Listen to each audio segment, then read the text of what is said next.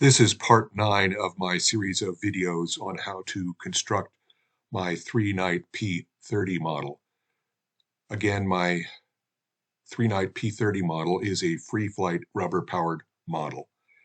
And in this video, I'm going to talk about the installation of an electronic dethermalizer. Dethermalizer is also known by the acronym DT.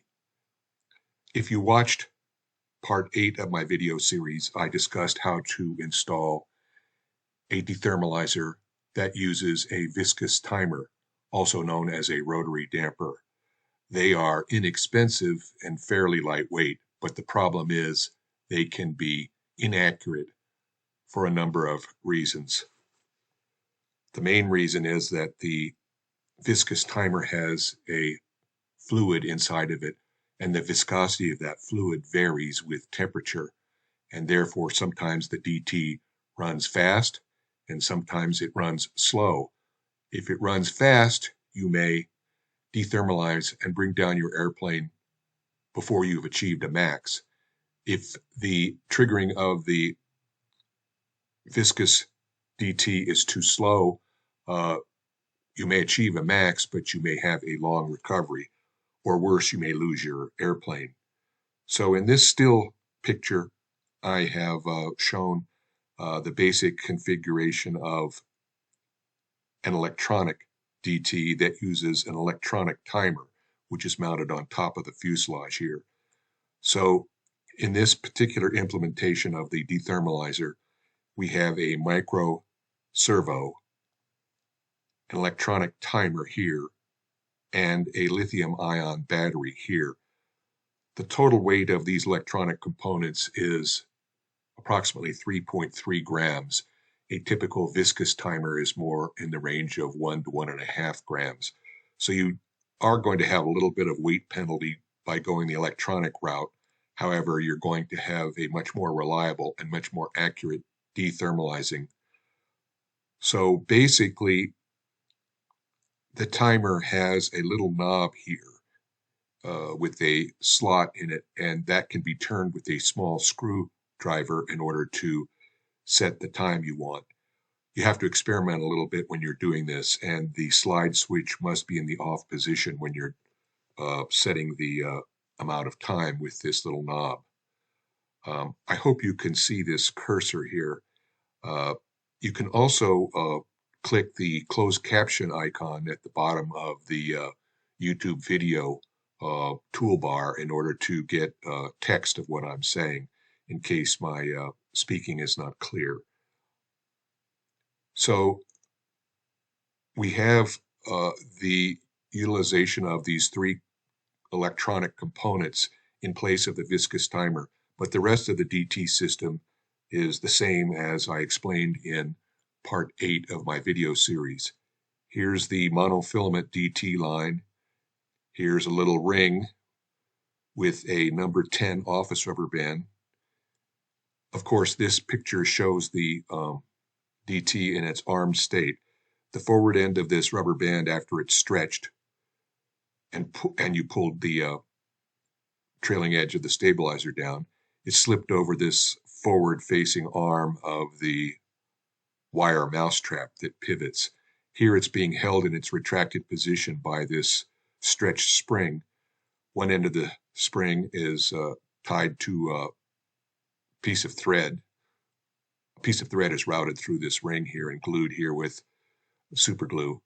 And then the forward end of the spring has a length of spider line, which is non-stretchable fishing line, and has a loop here which is slid over this arm. When this arm dithers and goes back, upon actuation of the circuit timer here, this string comes off.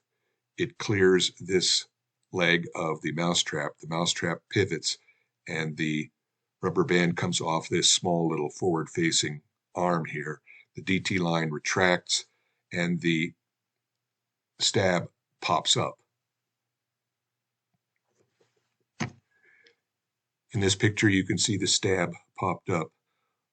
It's preferable to have the stab pop up to about a 45-degree angle in this particular implementation, I didn't get the line exactly where I wanted it, so it only pops up about 30 degrees.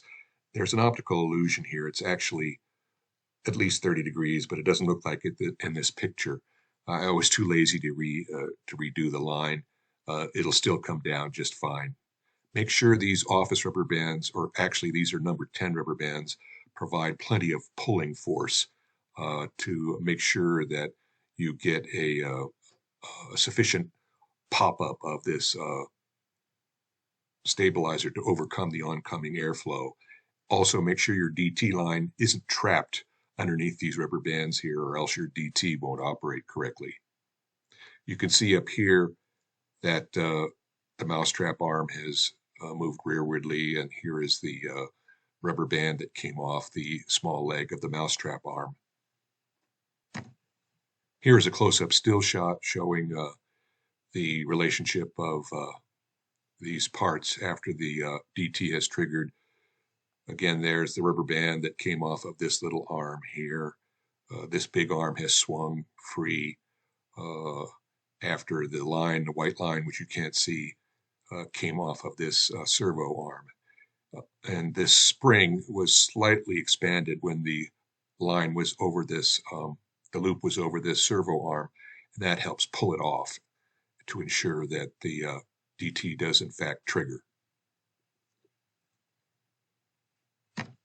Once again, here is a still shot showing the electronic DT armed.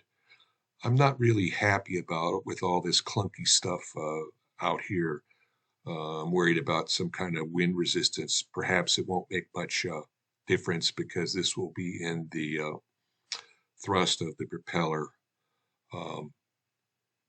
I have experimented with a small little clear Mylar plastic canopy that I might put over this for streamlining. I think I'll just leave this as is. So here is the electronic DT armed, and at this point I'm going to try to insert a motion video showing the activation of this DT.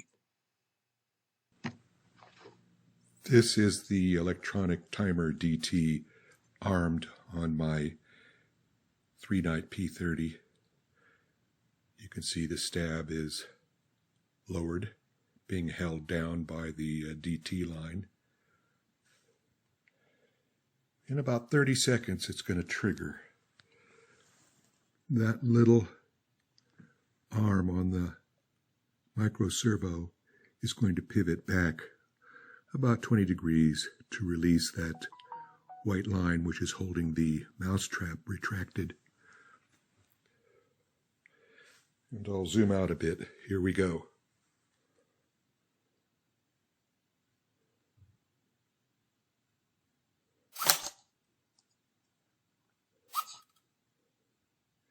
You could hear possibly the servo arm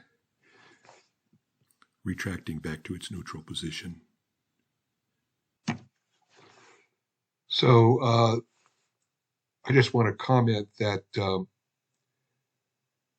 there are other types of electronic DT mechanisms. One is the so-called band burner, where you have a electronic timer, and when it counts down to a preset amount of time, it energizes a nichrome wire that heats up rapidly within a couple of microseconds, very short time, and that burns and severs the dental band, which then releases the DT line.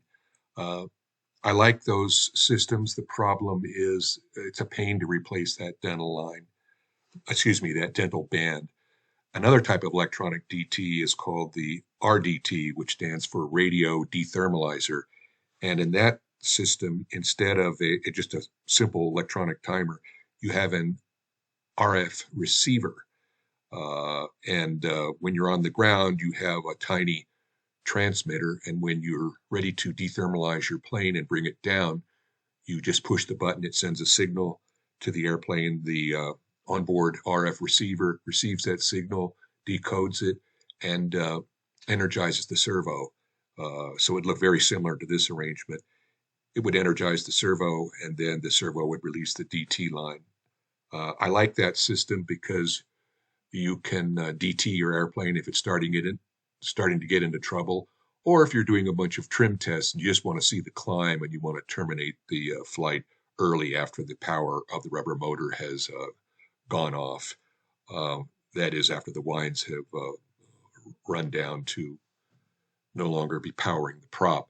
Um, Also, a dethermalizer that has radio control allows you to dethermalize the plane if it's getting into trouble, or once you've received attained a max, then you can DT your airplane, and then you can lessen, in theory, your the amount of time and distance you have to walk on a retrieval.